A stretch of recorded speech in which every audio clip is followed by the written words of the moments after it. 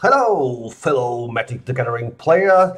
Let's take some time to go through what the most played cards were last week in the finals of the MagicFest online. This will give you a pretty good idea what cards is interesting to have. So if you think about building a deck and wondering, should I take this card? Then you can see, is this actually a highly valuable card? At number 10, we have Cavalier of Flames that will quickly come down to the board with 5 mana and boost everybody. And you can boost them again and again and again.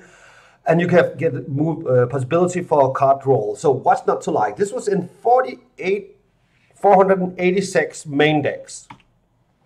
And the Bone Crusher Giant is always good to have. It is in 524 decks and mostly, of course, main deck. This is always good.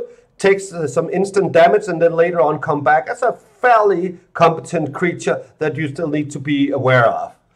At number 8, we have the Shark Typhoon. Surprisingly not higher, but Shark Typhoon is in any blue deck right now.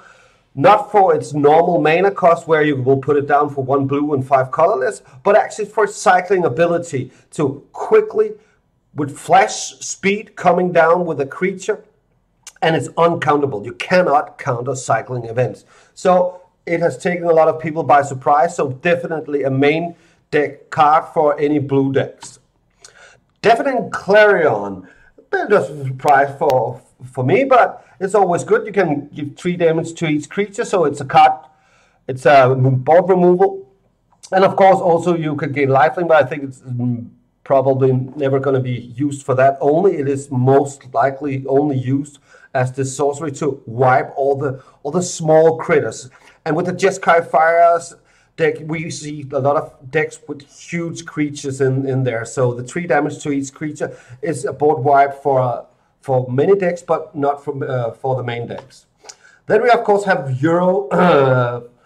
And Euro is always good, of course. It is a growth spiral with a lot of bonuses. You get your you get your draw a card or put a land in play as the growth spiral has, but also you gain 3 lives, and you can do this again and again. You can escape it, and then you have a 6/6 creature, and you will get a growth spiral every single time you attack. This is an amazing card. At number 5, we have the growth spiral.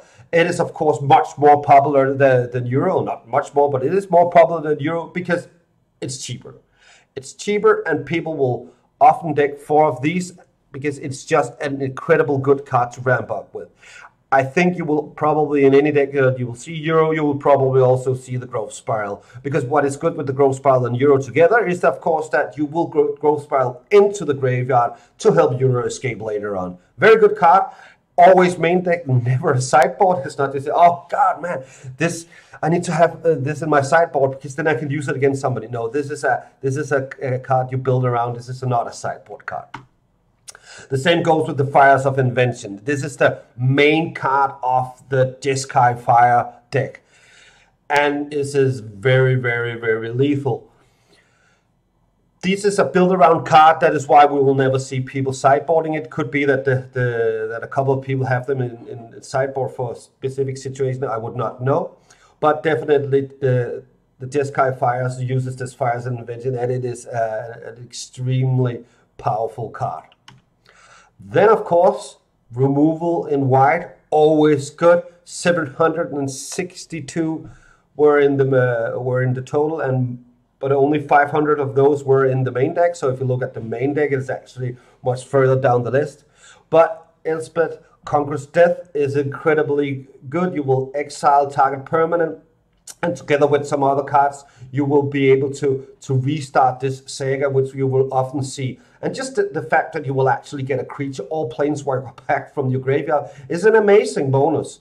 That is very, very, very powerful. That you will actually get your planeswalker back with an added loyalty counter, or your creature back with it a ++1. So very, very powerful card from Theros Beyond Death.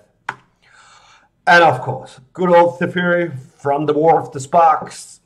What's not to like about him? He is a main deck card, 940 in total, 927 main decks. It is an incredible card.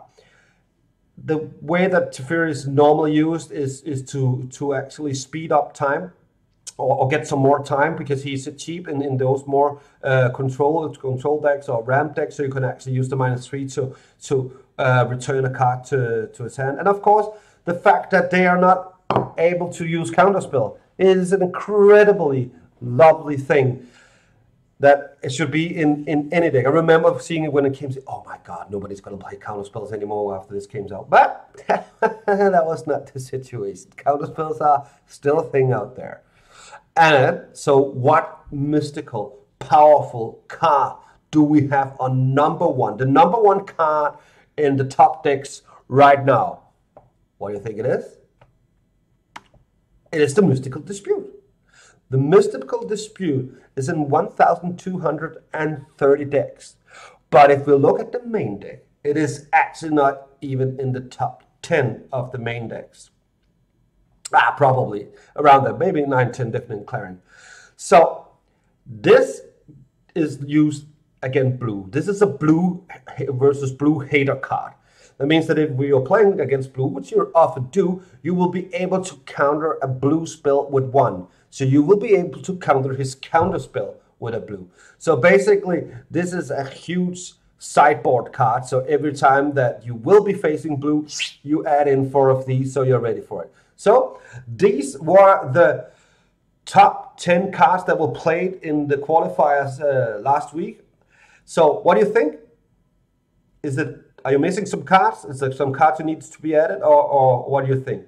This is not an opinion on which card is good. This is just simple statistic. I hope you enjoyed the video, and play on.